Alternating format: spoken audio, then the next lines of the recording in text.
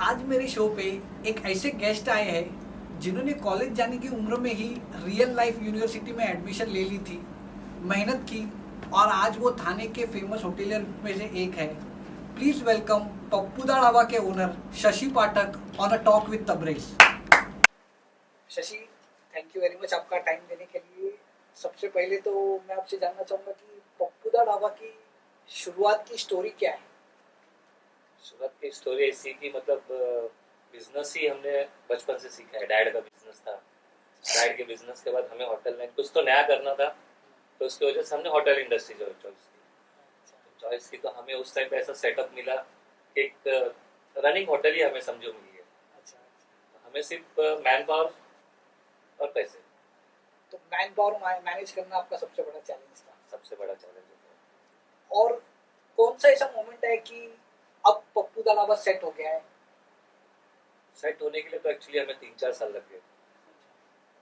Main challenge था पूरा staff से लेके बिजनेस को लेके सब चीज को लेके रनिंग करना। तो उसमें सबसे बड़ा चैलेंज होता है मैन पावर। मैन पावर हो तो फिर बिजनेस भी हम आगे कर सकते हैं अच्छे से।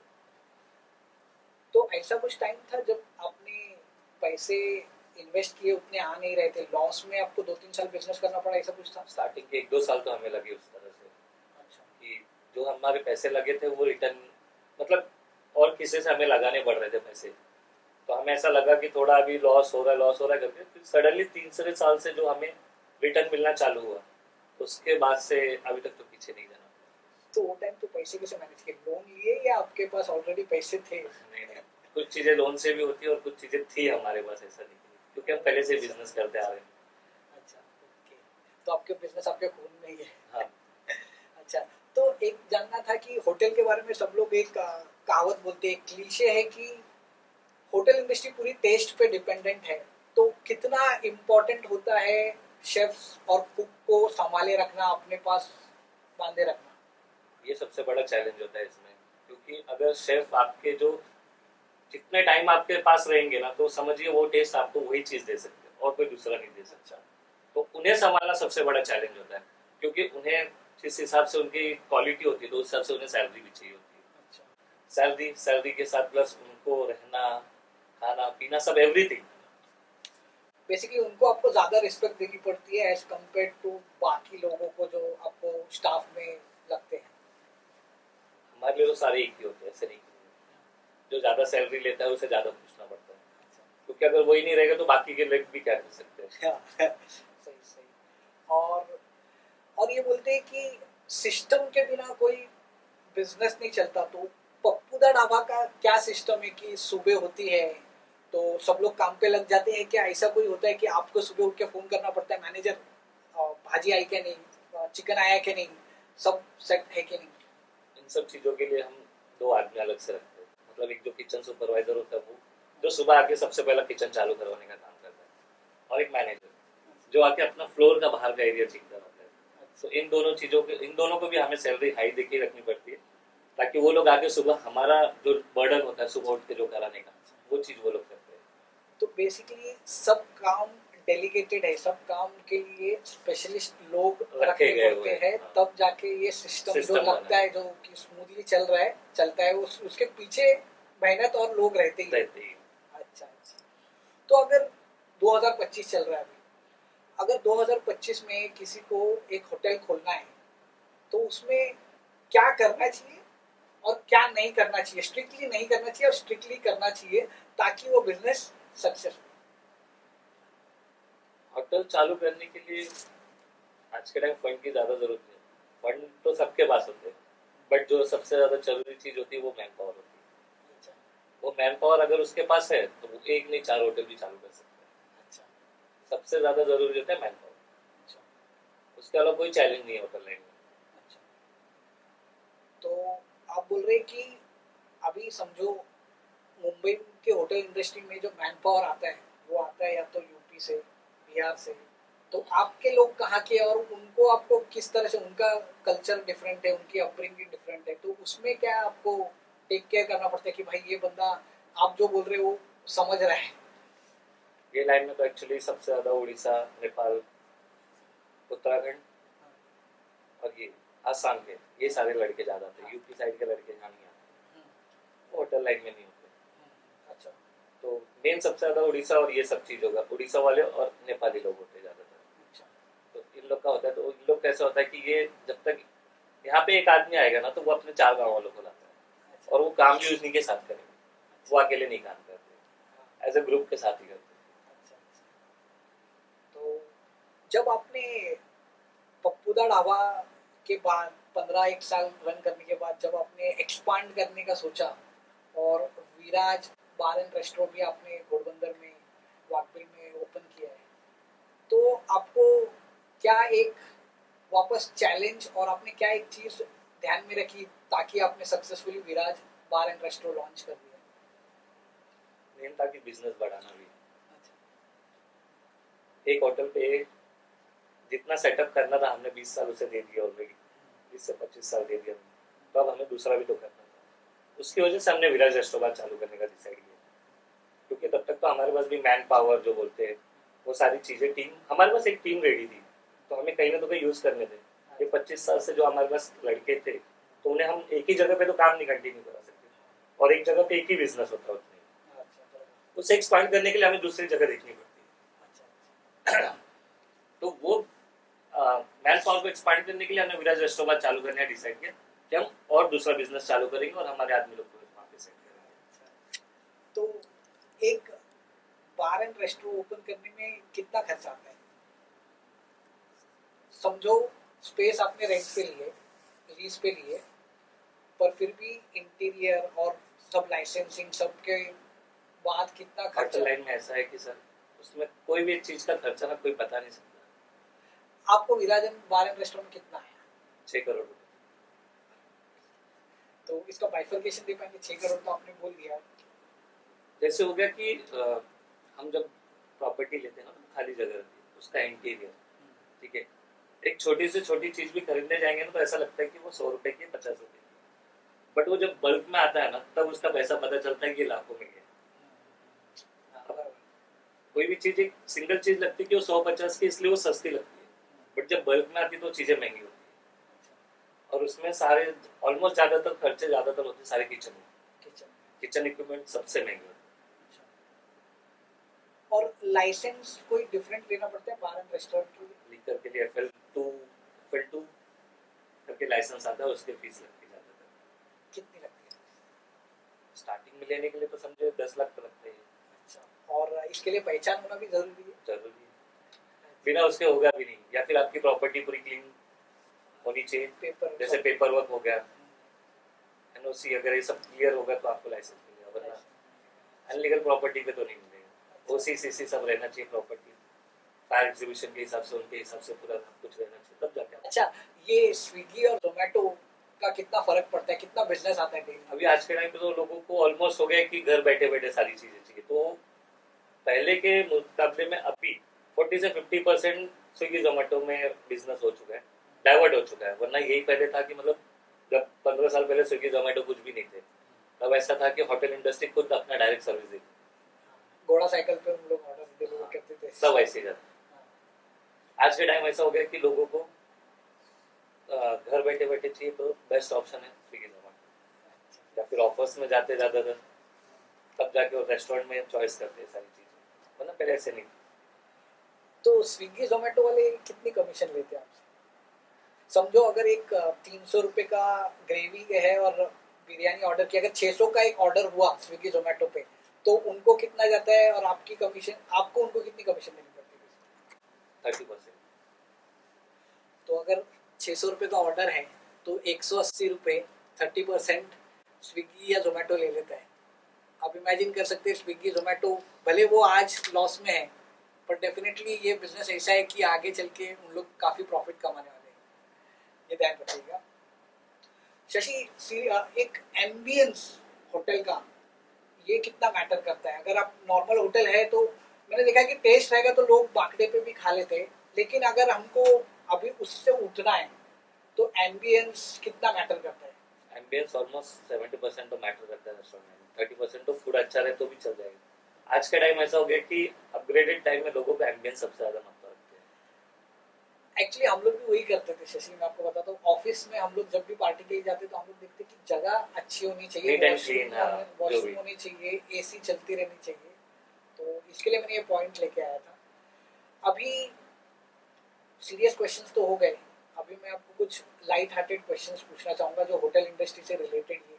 यानी कि बहुत जैसा वीकेंड पे ज्यादा रश होती है, मैं वो सब देख के अनकंफर्टेबल नहीं होता, क्योंकि अगर मेरे को चार लोग कुछ बोल रहे भाई ऑर्डर नहीं आया, ये साफ नहीं है, थम्स अप लेके आ, तो मैं थोड़ा सा उस टाइम पे अनकंफर्टेबल हो जाऊंगा। लेकिन आप लोग का तो ये रोज का है या हर वीकेंड पे आप ये फेस करते हो, तो उस टाइम पे आप लोग की थिंकिंग क्या रहती है कि भाई ऐसे माइंडसेट में रहना है और इस तरह से मैनेज करना है? ऐसा होता है कि अगर समझिए एक संडे कोई रश हुआ, अगर बहुत गर्दी हो, तो उसमें अगर कस्टमर कोई कंप्लेन करता है, हाँ, हाँ, ठीक है, कंप्लेन करता है तो हमारा यही होता है टारगेट कि नेक्स्ट संडे वो चीज़ कंप्लेन नहीं होनी चाहिए, बराबर। हमें वो सुधारना होता है। अगर वही कंप्लेन नेक्स्ट भी हुआ तो फिर हमारा फायदा नहीं कुछ। अच्छा। तो हमें कस्टमर को वो नेक्स्ट संडे के लिए हमें प्रिपरेशन करना पड़ता है, या फिर उसके लिए जो भी चीज़ के लिए हो, सर्विस लो हो तो उसके लिए हमें आदमी बढ़ाना है, अच्छा। या जो भी चीज़ की एवरीथिंग की प्रॉब्लम होती है, तो उसके लिए हमें नेक्स्ट संडे के लिए प्रिपरेशन रेडी करना पड़ता है कि हम वो चीज़ वापस गलती ना करें। तो बेसिकली अपनी गलतियों से या अपनी शॉर्टकमिंग से सीखना होता है और नेक्स्ट संडे आके आगे वापस करना अच्छा पड़ता है। अच्छा। और पप्पूदा ढाबा में सबसे ज्यादा बिकने वाली डिश कौन सी है? आप चिकन बिरयानी के बारे में नहीं बोल सकते क्योंकि चिकन बिरयानी सबसे कॉमन हो गई है, और उसके अलावा इसके अलावा है तो मेरे 2-3 आइटम बहुत ज़्यादा है, जैसे ज़ाफ़रानी कबाब मसाला हो गया, बटर चिकन हो गया, तंदूर हो गया, तो ये सारी चीज़ें मेरी रेगुलर है, ये मंडे टू संडे एवरीडे बिकती है अच्छा, सबसे ज़्यादा, टॉप सेलिंग। ये तीन है। और एक और लाइट हार्टेड क्वेश्चन, पुलिस वाले से कितना ज्यादा रेपुटेशन बनाए रखना, क्योंकि गाइडलाइंस बोलती है कि रात को 1 बजे के बाद होटल चालू नहीं होने चाहिए, जो भी लोकल गाइडलाइंस है म्यूनसिपैलिटी और गवर्नमेंट की। लेकिन कभी कभी क्या होता है कि कस्टमर लोग रात को एंड टाइम पे आ जाते हैं 5-10 मिनट पहले और बोलते नहीं यार हमको तो खाना है। तो आप लोग तो ये केस में पुलिस वालों से रेपुटेशन बनाए रखना कितना इम्पोर्टेंट होता पुलिस का रोल तो हमें कैसा है, या फिर दोस्ती बना के रखो या फिर उनसे भी बिजनेस करो, है? अच्छा ऐसा होता है। अच्छा। अगर दोस्ती भी नहीं रखेंगे तो फिर डेफिनेटली है कि वो 12:30-1 के बाद जो गाइडलाइन होती है उसके बाद वो आके तुरंत बंद होंगे, ठीक है, तो उसकी वजह से हमें उनसे दोस्ती रखनी पड़ती है ज़्यादा। अच्छा। और पॉलिटिशियन लोगों की हेल्प लगती है लाइक सर? पॉलिटिशियन लोगों की हेल्प नहीं लगती? कोई ज़रूरत नहीं। और लोकल वाले लोग कुछ हफ्ता हफ्ता कुछ टॉर्चर? देखो बिजनेस अनलीगल होगा तो हफ्ता देना पड़ता है, अगर लीगल बिजनेस है, लीगल चीज़ें है तुम्हारी सारी चीज़ें, तो उसमें आपको 1 रुपये किसी को भी देने की जरूरत नहीं। अच्छा। और एक फाइनल क्वेश्चन, पप्पूदा ढाबा अगर समझो पप्पूदा ढाबा अभी महीने का एक 30-40 लाख का बिजनेस करता है, हाँ, तो नेक्स्ट 5 साल में पप्पूदा ढाबा कितना बिजनेस परसेंटेज ग्रो करेगा? 20% तो करना है 20%, यानी पर ईयर। Per year. अच्छा, मुझे लगा कि 5 साल बाद 20%, तो अगर नहीं। 40 लाख का मंथली बिजनेस करता है पप्पूदा ढाबा, तो Every year। तो 20% के हिसाब से समवेयर अराउंड ये डबल हो जाएगा, 80 लाख का बिजनेस हो जाएगा पप्पूदा ढाबा, उससे भी ज्यादा नहीं कम होगा ना, 20%, मैंने आप 20% बोला, पर अगर ईयर 30, पर ईयर। हाँ मतलब 5 साल में। हाँ, तो कितना होगा? आप बोलिए, आपका कैलकुलेशन। कैलकुलेशन ये रहता है कि अगर आप 1 साल में आपने 30 लाख का बिजनेस किया समझिए, तो हम नेक्स्ट ईयर 40 करेंगे, 50 करेंगे। बिजनेस लाइन में ऐसा होता है कि कोई इनकम की कोई लिमिट नहीं होती, आप जितना अच्छा कर सकते हो उतना कीजिए, आपको पैसे मिलेंगे। अच्छा, ओके। तो बेसिकली ये बढ़ता ही जाता है। बढ़ा कोविड में खाली ऐसा फेज आया रहेगा जब बिजनेस नहीं, कोविड में तो हमने और भी ज़्यादा कमाया। कैसे? कोविड में ऐसा था कि सारे ऑप्शन बंद थे। फर्स्ट जब कोविड आया तो लोगों को एक्चुअली आइडिया ही नहीं था कि होटल इंडस्ट्री भी एक इमरजेंसी में आता है। इसेंशियल। हाँ, कि मतलब जैसे मेडिकल में से दवाइयाँ, हॉस्पिटल, इन सब को अथॉरिटी थी, तो उसमें फूड इंडस्ट्री भी आती थी। तो स्टार्टिंग तो लोगों के पास से जो बैकअप भाग गया, मतलब स्टाफ भी तो डर के भाग गया, ऐसा नहीं। पर हमारे पास 3-4 बंदे ऐसे थे जिसकी वजह से मैं होटल रन कर सकता। वो गए ही नहीं हम। तो मैंने जो 21 मई का जो जनता कर्फ्यू फर्स्ट डे लगा, सिर्फ वो एक दिन बंद रखा है। उसके बाद से मैंने पूरे कोविड में एक दिन भी रेस्टोरेंट बंद नहीं रखा, ओनली डिलीवरी चालू रखी, होम डिलीवरी। तो डिलीवरी करके भी पप्पू दा ढाबा बोल रहे हैं कि उनका बिजनेस अफेक्ट नहीं हुआ, इनफैक्ट इंक्रीज ही हुआ। क्या बात है? बिजनेस करना बड़ी बात नहीं, उसे संभालना भी बड़ी बात है। होटल चालू करना बड़ी बात है, होटल को चालू करने के बाद रन करना सबसे बड़ी बात है। वरना ऐसे 20-25 साल एक बिजनेस को कंटिन्यू चलाना, ये भी तो आसान काम नहीं है।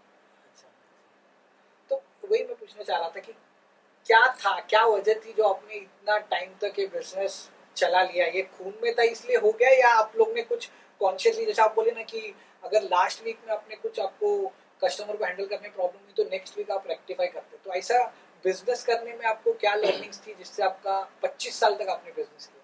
बिजनेस ही हमें सिखाता है कि क्या करना है क्या नहीं करना। हमें कुछ नहीं सीखना, बिजनेस ही हमें सिखाता है। अगर आप ऑन फील्ड हो ना, तो आपको ऑन फील्ड पे वही चीज समझाने में मिल जाती है, आपको इसके लिए कोई स्टडी करने की जरूरत नहीं पड़ती।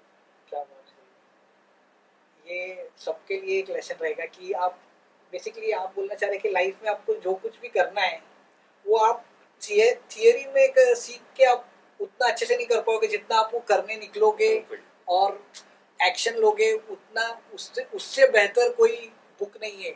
आपको एक्शन लेते रहना है। यस शशि? Yes। और कुछ आपको, अब पप्पू दा ढाबा हो गया, विराट बार एंड रेस्ट हो गया, आगे नेक्स्ट क्या है? नेक्स्ट होगा तो सरप्राइज देंगे उसके लिए, वापस से फिर एक इंटरव्यू करेंगे उसके लिए। कुछ तो रहना चाहिए ना आगे के लिए भी। तो लेकिन क्या एक्सपेक्ट कर सकते हैं नेक्स्ट 3-4 साल में? कुछ एक और आप लोग सुन रहे हैं कि पप्पू दा ढाबा ओनर ने अभी एक हमको अनाउंसमेंट की है आने वाली कि एक और रेस्टोरेंट खोलने आ रहे हैं। कुछ थोड़ा बैकग्राउंड दे सकते हैं, किधर प्लान कर रहे हैं आप, कौन सी लोकेशन ये बार टारगेट कर रहे हैं? नासिक रोड, नासिक रोड, वो ढाबे वाले रोड जो अपने नासिक हाईवे। नासिक है। तो जैसे मुंबई 3 आ रहा है वैसे नासिक रोड पे होटल्स का बिजनेस बहुत बढ़ने वाला है। हमारे जो गेस्ट है पप्पू दा ढाबा ओनर के, उनकी नज़र पूरा नासिक रोड पे है। तो देखते हैं, और हमको पता लगेगा जैसे ही वो रेडी हो जाएंगे हम एक और इंटरव्यू करेंगे उनके साथ। लास्ट वर्ड्स कोई कुछ बोलना है आपको? पप्पू दा ढाबा, होटल इंडस्ट्री, विराज रेस्टोरेंट, या आपकी लाइफ के बारे में कि आप सक्सेसफुल क्यों बने, कैसे बने? देखिए हमने बचपन से बिजनेस ही सीखा है, तो हमें बिजनेस करना ही है, हमें तो नौकरी नहीं करनी है। तो हमें बोलते ना जिस फील्ड में जाओ उस फील्ड में इतना घुस जाओ कि आपको पीछे देखना ही ना पड़े। तो हमने वही किया और आगे करते भी रहेंगे। क्या बात है शशि, मजा आया बात करके और 2-3 चीज़ें सीखने को मिली और वो मैं आगे कैरी करूँगा। Thank you very much. मैं चाहूँगा कि पप्पू दा ढाबा ऐसे ही ग्रो करे, भी आप और होटल्स खोलते जाओ और इतने बड़े बन जाओ कि आप मुझे आपका इंटरव्यू लेने वाला हायर कर सके। Thank you very much Shashi, thank you. Thank you.